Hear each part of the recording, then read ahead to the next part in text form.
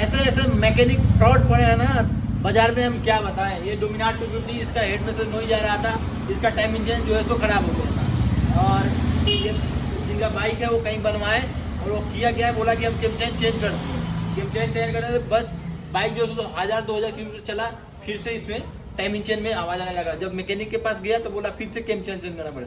तो कस्टमर जो है सो हमारे पास आए हैं, तो हमारे हुआ क्या इसमें ये देखिए।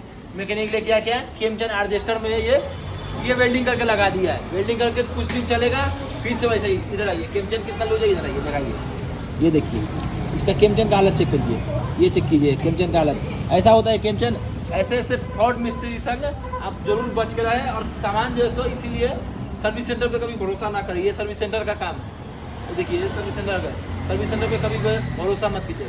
बाकी ऐसे मोर वीडियो के लिए मुझे फॉलो जरूर कीजिए।